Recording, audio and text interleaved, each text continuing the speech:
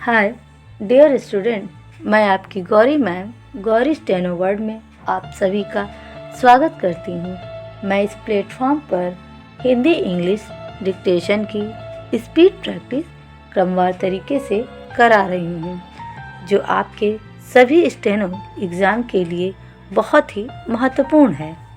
तो आइए अब डिक्टेशन स्टार्ट करते हैं। Exercise 7 start. भारत की सभ्यता एवं संस्कृति के विषय में यह बिना किसी विवाद के स्वीकार किया जाता है कि वह संयुक्त राज्य अमेरिका और पश्चिमी यूरोप के देशों की सभ्यता से बहुत पुरानी है, परंतु साथ ही साथ इसमें कोई संदेह नहीं कि आर्थिक दृष्टि से भारत एक अल्प विकसित देश है। भारत के प्राकृतिक संसाधन संपन्न है और उसमें विविधता भी है, लेकिन उसका समुचित विनियोजन होना बाकी है।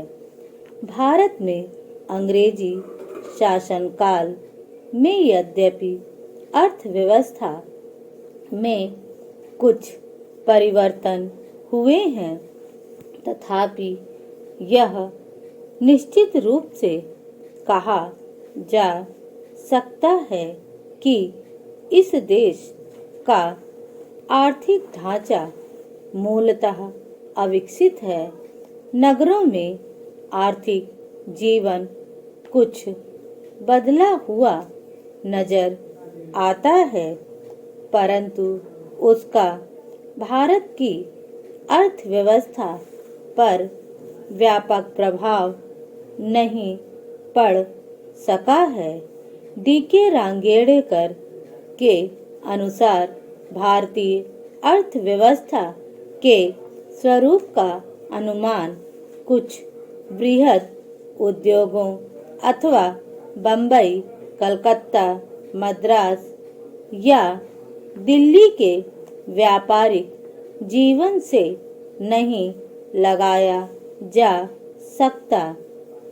18वीं शताब्दी की समाप्ति तक भारत साम्राज्यवादी शोषण का शिकार नहीं हुआ था, इसलिए सामंती उत्पादन संबंधों के बावजूद भी यह देश ब्रिटिश भारत की तुलना में समृद्ध था।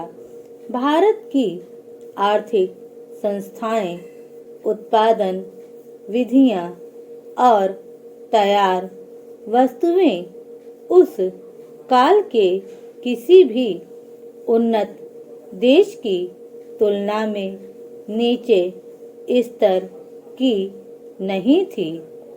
भारत के आर्थिक विकास से प्रभावित होकर कार्ल मार्क्स ने लिखा था, हाथ करघों और चरखों तथा उन पर कार्य करने वाले हजारों बुनकर तथा जुलाहे भारतीय अर्थव्यवस्था की धुरी हैं। यूरोप में अनंत काल से इन भारतीय श्रमिकों द्वारा उत्पादित श्रेष्ठ सूती वस्त्रों का आयात होता रहा है और वहां से बदले में मूल्यवान धातुएं आती रही हैं। इसका भुगतान भारत को स्वर्ण और रजत के रूप में मिला करता था। यह इस बात का प्रमाण है कि भारतीय अर्थव्यवस्था यूरोप के देशों से अच्छी थी, परंतु इंग्लैंड में औद्योगिक क्रांति हो जाने के बाद यूरोप में जो आर्थिक विकास का दौर प्रारंभ हुआ, तो ये देश विकास पथ पर अग्रसर होते ही गए। तभी इस काल में अंग्रेजों को भारत में अपना प्रभुत्व स्थापित करने में सफलता मिल गई। अंग्रेज शासकों ने भारतीय अर्थव्यवस्था के विकास में न केवल बाधाएं डाली, वरन यहाँ के ढांचे को नष्ट कर इंग्लैंड की पूरक अर्थव्यवस्था को जन्म दिया। स्टॉप।